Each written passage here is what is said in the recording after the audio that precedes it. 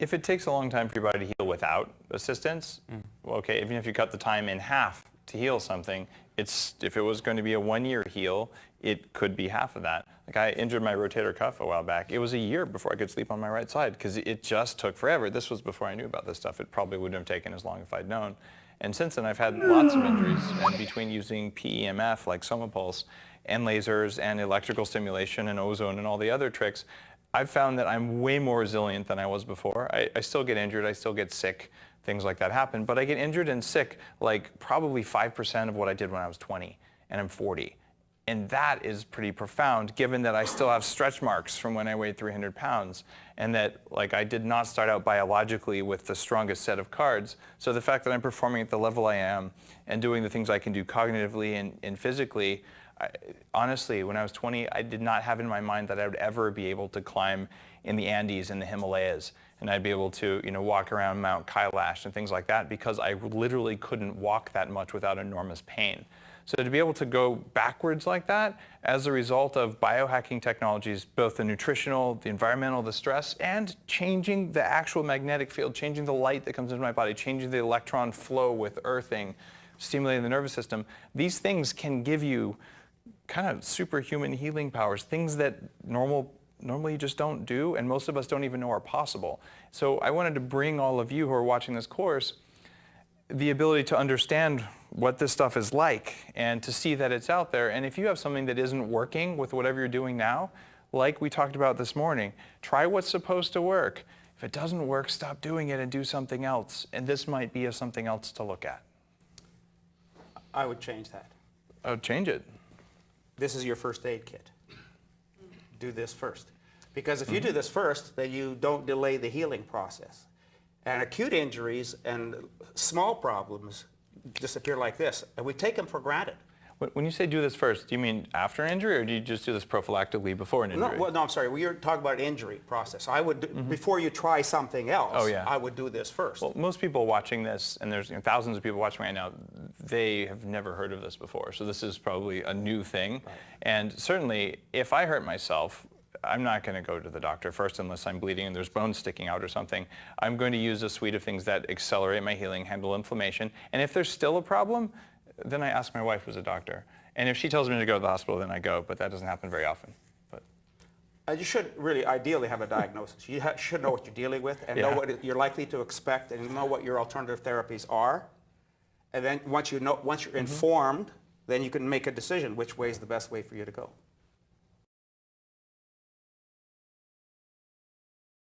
We'll start with our studio audience. Anything still lingering for you guys? David, how do you know that you have constant or continual inflammation? What are some of the signs, other than not feeling good or sore joints or, So problem inflammation is easiest to see, depending on what tissues we're talking about, but you can see it in the skin. That's one of the easiest ways to do it. Unhealthy skin, and when you do something that causes inflammation, especially if you're talking inflammation in the skin, you tend to get those really deep pimples. I had, until my mid-20s, I always had like one of those like subterranean things, like could that thing just finally pop, like half my face is red. And those things, I actually don't remember the last time I had one of those. Specifically, and now when I get those things, it's always correlated with eating one of the inflammatory foods. I'm like, I thought that was going to be a problem, and then 3 days later, like I'll feel it in exactly the same place. This sounds really crazy.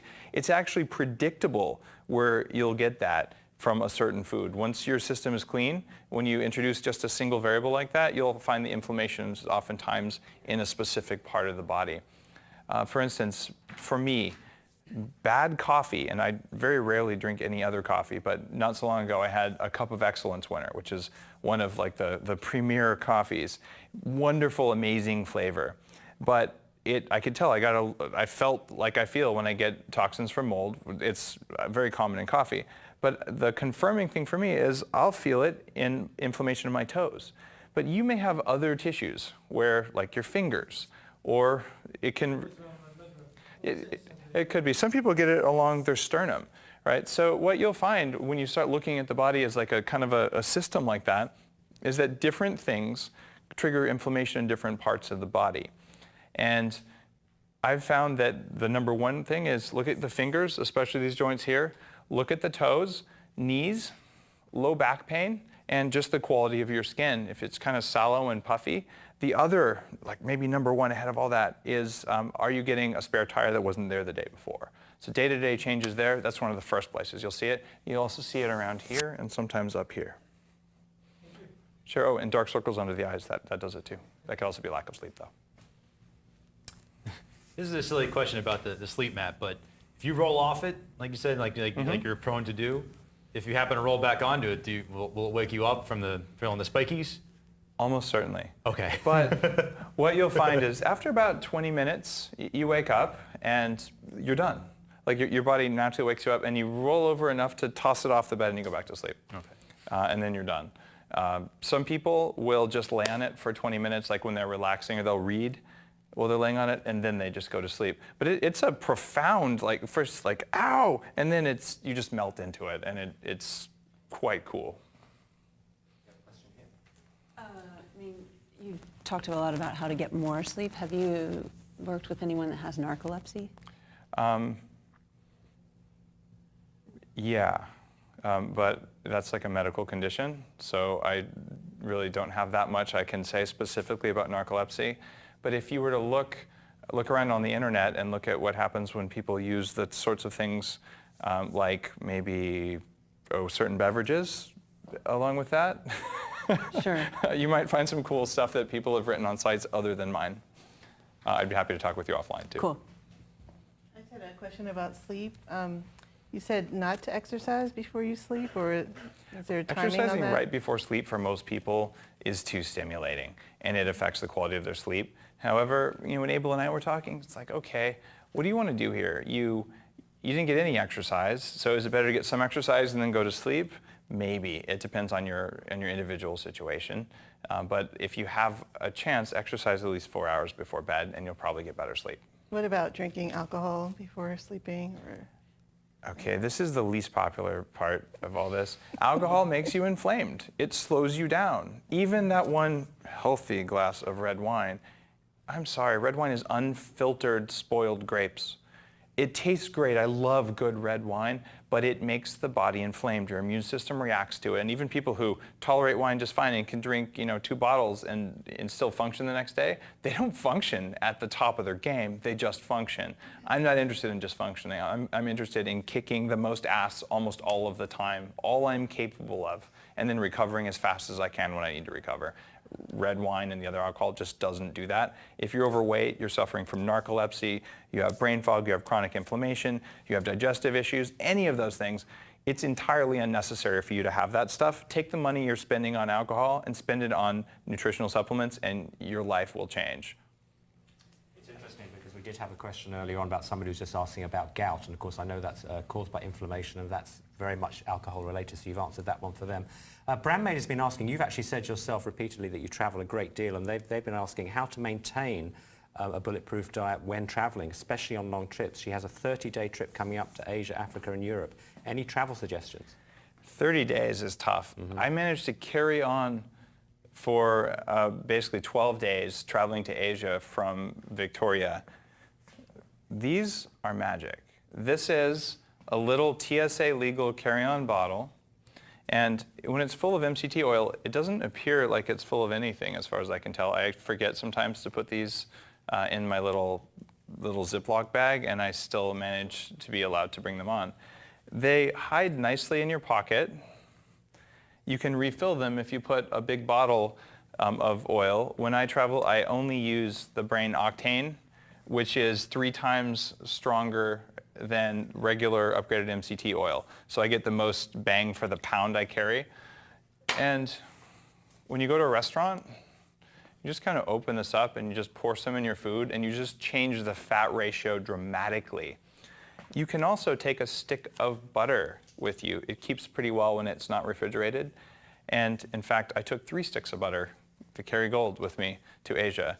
You're not supposed to import the stuff depending on what country you go to, so you pay attention to whether that you're within the laws there.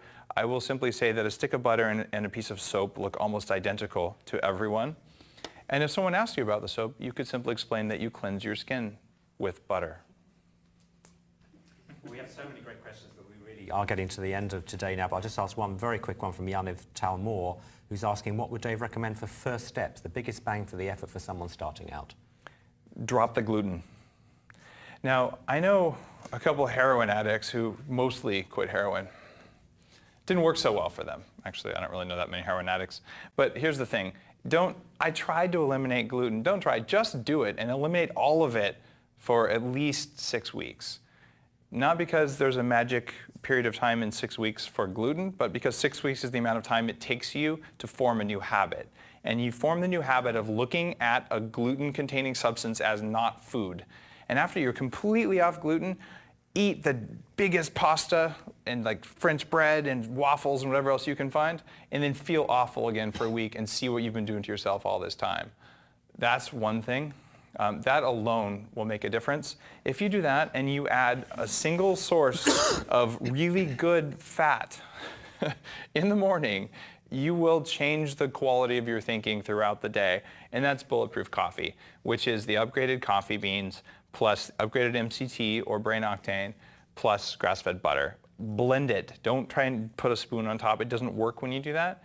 But if you add that in your breakfast, I don't know anyone who hasn't performed better and felt noticeably better, even people with narcolepsy.